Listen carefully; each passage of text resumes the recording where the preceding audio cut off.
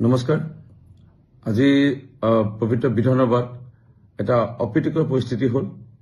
ইয়াক লৈ ইতিমধ্যে মই অসম পবিত্ৰ বিধানসভাত মাননীয় উপাধ্যক্ষ ডক্টৰ নমীন মমিন ডাঙৰীয়া অধ্যক্ষতাত চলি থকা পবিত্ৰ বিধানসভাত ক্ষমা বিচাৰিলোঁ। পুনৰবাৰ আপোনালোকৰ ওচৰত ক্ষমা বিচাৰিছোঁ। এনে পৰিস্থিতি হয়তো কেলে হ'ল, কিহৰ কাৰণে হ'ল আপোনালোকে অলপ বিচাৰ কৰিব। মই উঠি যাব নালাগিছিল, এইটো মোৰ ভুল। কিন্তু অন্যান্য যিসকল বিৰোধী দলৰ বিধায়কে মোক মোৰ বক্তব্যক বাধা দিছিল, মোৰ মতে তেওঁলোকে সমানো দোষী আৰু মই উঠি যাব নালাগিছিল, সেইকাৰণে ক্ষমা বিচাৰিলোঁ। কিন্তু তেওঁলোকে মাজে মাজে যি বক্তব্য ৰাখি মোক বাধা দিছিল, ইয়াক লৈ কিন্তু তেওঁলোকে ক্ষমা নিবিচাৰিলে। চেয়াৰমেন আলী অন্যতম এজন বিধায়কে মোক বাধা দিব চেষ্টা কৰিছিল। তেওঁ জেলত যোৱা ব্যক্তি, সেইকাৰণে মই তেওঁৰ বিষয়ে একো বিশেষকৈ ক'ব বিচৰা নাই। জেলত যোৱা মানুহ অকণমান মানসিকভাৱে চাগে তেওঁ কি হৈ আহিছে নাজানো, তেওঁৰ বিষয়ে মই একো নকওঁ। অখিল গগৈ যিজন বিধায়কে আজি মোক প্ৰথমে বাধা দিব চেষ্টা কৰিলে, দুদুৱালি প্ৰসংগত মই বক্তব্য ৰাখিব লওঁতে এই অখিল গগৈ লোকেল গাৰ্জেন। মোৰ মাতৃ যেতিয়া 91ত 91 চনত বিধায়িকা আছিল, তেতিয়া গুৱাহাটীত মোৰ মাতৃ থকা হেতু বিধায়িকা হিচাপে লোকেল গাৰ্জেন হৈছিল অখিল গগৈৰ সেই সময়ত কটনত পঢ়ি থকা অৱস্থাত। মোৰ মাতৃ লোকেল গাৰ্জেন মানে এক প্ৰকাৰ অভিভাৱক, এক প্ৰকাৰে পিতৃ মাতৃ। কিন্তু অখিল গগৈ কেনে স্বাৰ্থপৰ এজন ব্যক্তি, ইতিমধ্যে আপোনালোকে লাহে লাহে বুজিব, লাহে লাহে বুজিছে সকলোৱে। তেওঁ মোৰ মাতৃ ঢুকাওঁতে এদিনো খবৰ ল'ব নাহিল, না মোৰ মাতৃ ঢুকাওঁতে না সমাধিত গৈ ধূপ এটা জ্বলালে, চাকি এটা জ্বলালে। সেই অভিভাৱকে পাহৰি যোৱা সেই অখিল গগৈ, নিজৰ পিতৃ মাতৃকে পাহৰি মানে যোৱা বিধৰ বুলি ক'লেও ভুল নহ'ব। সেই অখিল গগৈ যেতিয়া স্বাৰ্থ থাকিব আপোনালোকক বিচাৰিব। মই অন্যতম এটা উদাহৰণ দিওঁ। মোৰ মইনী সমষ্টিত আপোনালোকে সকলোৱে জানে লুখৰাখন গাঁৱত অখিল গগৈ গৃহ। আজিও মাক লুখৰাখন গাঁৱতে থাকে। এই লুখৰাখন গাঁৱৰে দেহিৰাম গগৈ ডাঙৰীয়া পিতৃদৰে অখিল গগৈ বৰ্তা বুলি মাতিছিল বা নিজৰ খুৰা বুলি মাতিছিল, দেউতা বুলি মাতিছিল।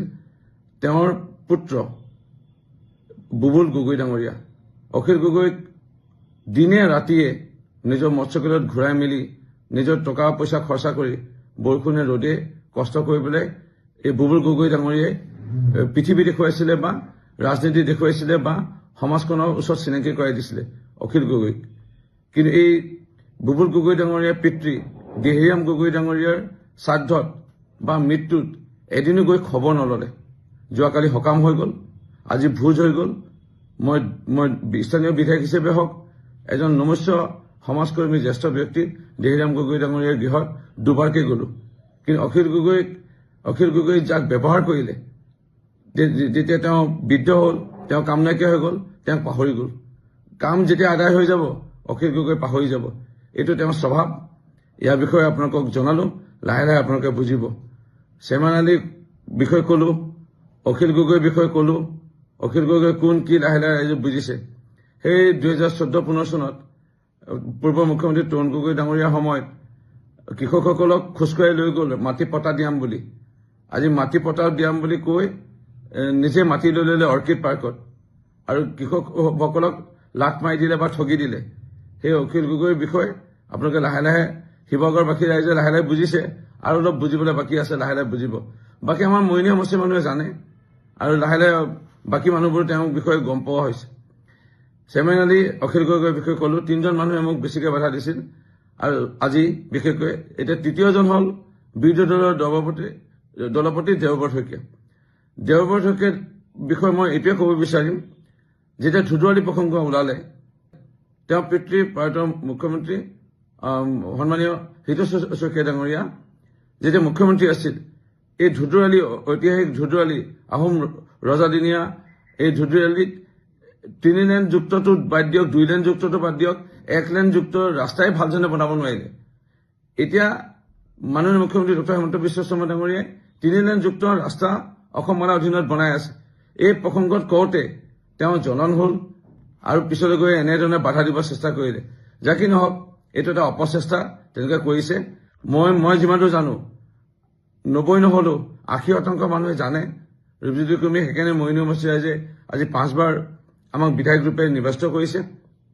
সুখে দুখে কোনে ৰাইজৰ লগত আছে বা কোনে ৰাইজৰ লগত থাকিব মৃত্যু শেষ মুহূৰ্তলৈকে এয়া মইনু সমষ্টি জানে, পূৰ্ব মইনু সমষ্টিৰ ৰাইজেও জানে, আৰু এইটো নৱগঠিত মইনু সমষ্টি পূৰ্বৰ তিয়ক সমষ্টি অঞ্চলৰ ৰাইজেও আমাক পাইছে, তেওঁলোকেও জানে। সেইকাৰণে ৰাইজে নিশ্চয় আমাক আশীৰ্বাদ কৰিব, আমাক সহযোগিতা কৰিব আৰু আমাক আগুৱাই লৈ যোৱাৰ ক্ষেত্ৰত আমাক দিয়া পৰামৰ্শ দিব।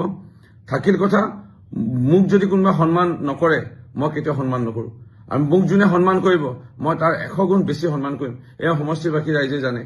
আমাক অকণমান মিঠা মাত এষাৰ দিলে, অকণমান আমাক হাঁহি মাৰি কথা পাতিলে, আমাক অকণমান আমাক নমস্কাৰ নিদিলেও অকণমান যদি আমাক ভাল ধৰণে এষাৰ শব্দ ব্যৱহাৰ কৰে সেইটো আমি যথেষ্ট সন্মান দিওঁ। এয়া মইনু সমষ্টিৰ ৰাইজে জানে। সেইকাৰণে মই বিশেষ নকওঁ।